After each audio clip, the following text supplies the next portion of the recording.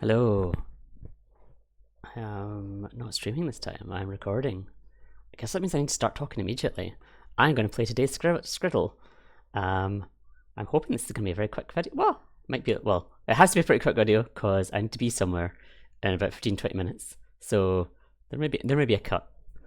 Okay, we are looking at Scriddle number 13. I have been playing these. I've not streamed or recorded any of them before now, so you're not missing anything. These are puzzles where we do not know the rules. We only discover the rules when we break them.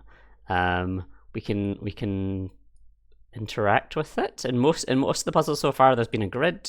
I think all in all, there's been some kind of grid, and we've been able to select squares or parts of it, and then submit a guess by highlighting some of these. So we would like to try and do as few guesses as possible. So I'm looking at this. What I observed so far is that every room or cage, or whatever you want to call these things, has a number in its top left.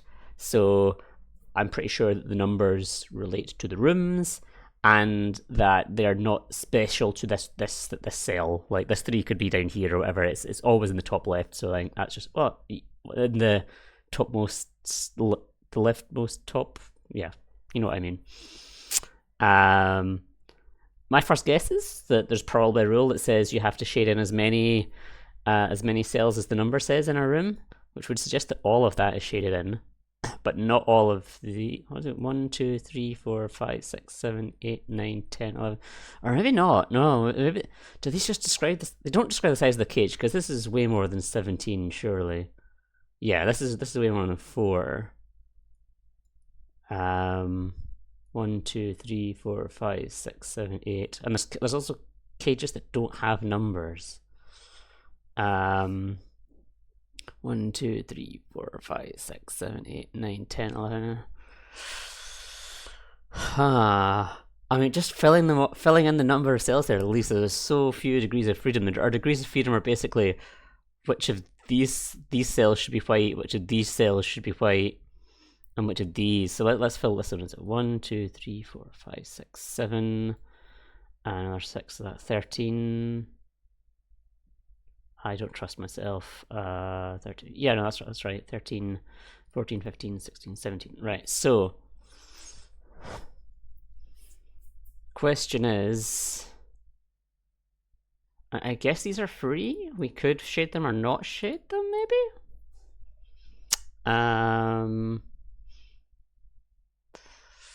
Maybe we have to how many does this give us? This gives us, I was thinking like maybe we need to have like 1 white cell in every row or column, but no, there's way too many white cells left if I'm correct in reading those rules, and even then I'm not confident I'm correct in them. What would be a nice pattern to make here?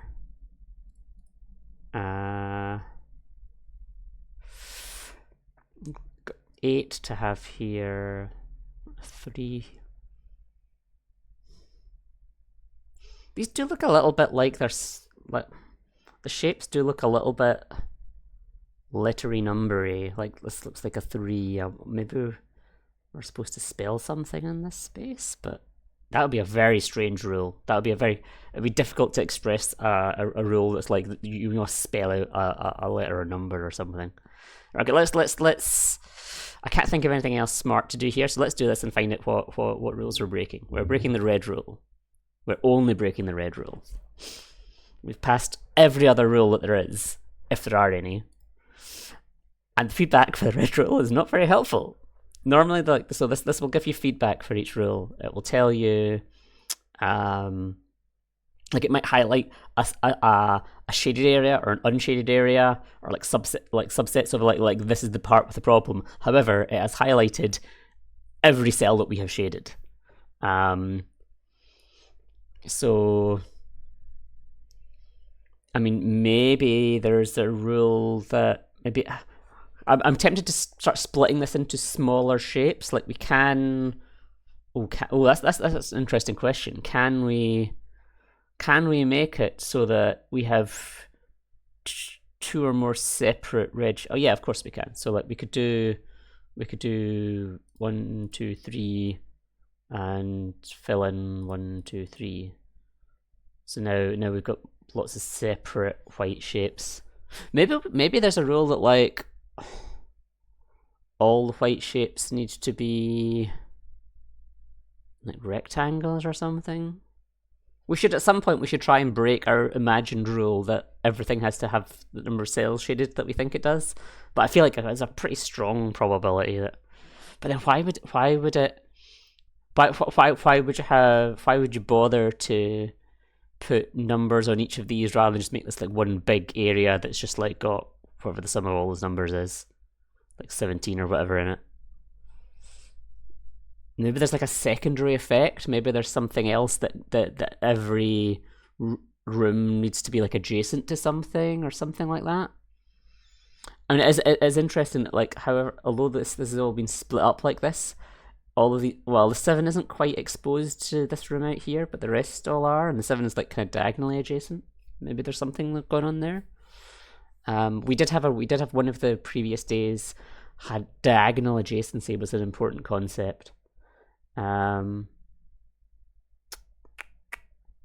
gonna break this up even more, and I'm gonna change something to. I'm gonna do this to break that our supposed rule here and see what we get. See if we get any better information now. Okay, so we've broken the orange rule. So I'm pretty sure the orange rule is you need to have a number of shaded cells equal to the number in a room. So that means that all of our degrees of freedom are in these, and these. What did we get our feedback here? So we can go back through all of our guesses before and see our feedback, and we can click on the individual things that we passed or broke. So like, it's not going to tell you anything when you pass the rule. When you break the rule, it's the first one it highlighted all the red. And the second one, it again highlighted all the red. Maybe we have to form these into like rectangles? Like, how about we take another 2 out of here and put them here, or 3 out of there and put them there to make this a nice rectangle. See if this does something. What else? Oh, I guess we could say the same thing about white space. So maybe make this white space a rectangle and see if we get any feedback on that. Although I guess if the white space had to form rectangles, we would probably have had like the rule would have highlighted. Like you see, it's turned all the black areas red here. It can also on previous ones we've seen, it can also highlight empty spaces by kind of like shading them like a light pink or whatever, or light orange.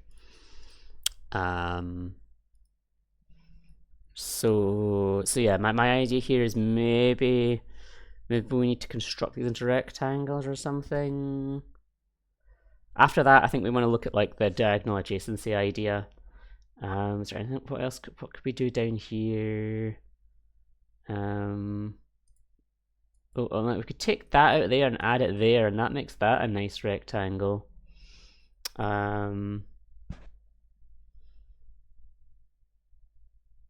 Yeah, but this isn't going anywhere. Let's have a look at this. What does this tell us? Oh, this is different. This is different. See, we broke the red rule, but this doesn't break the red rule. Therefore, maybe we are onto something. Maybe it is everything has to be in rectangles. And this is a weird piece of feedback. Oh, we never fixed that. Okay. We never fixed that, and I miscounted when I was trading pieces up here. Okay, that's fine. That's fine. So the important thing is this rectangle rule here. Aha. Okay. So, let's get this right to the right number again. 1, 2, 3, 4, 5, 6, 7, 8. Right. So they're the right numbers. So this 12 one has to all be part of a single rectangle. So that would mean that we need to fill in 1, 2, 3, 4. So we'll take 4 out of here. 1, 2, 3, 4, and we'll worry about them later. And we definitely need these shaded. But we want this rectangle to stand alone, I think. So we need to like not shade that. And we need to not shade these 3, which means we have to shade these 3. Oh yeah, so if we do that and fill in those, that makes a nice rectangle down here. If we just pack all of these into here, yeah, I think that feels very neat. It feels very neat, and that has to be it, right? Surely. Let's find out. Let's find out. Yeah. Now, were there any other rules? Maybe there were just the 2 rules. Copy that on my clipboard. Right. Let's see what the rules were. Oh, there were 3 rules. What rules did we never break? Shade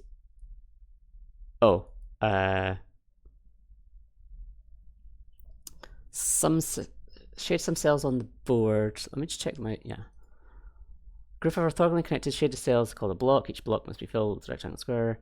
Number of regions must contain indicated black. Yeah, okay.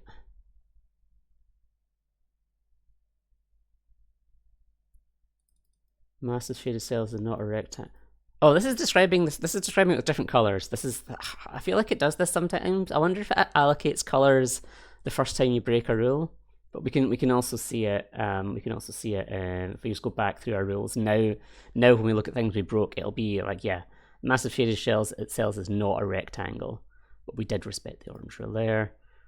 Still not a rectangle. Number of shaded cells in room is different. Okay, I'm pretty happy with that. 4 guesses is not bad. What was our time? 10 minutes. Yeah, not bad at all.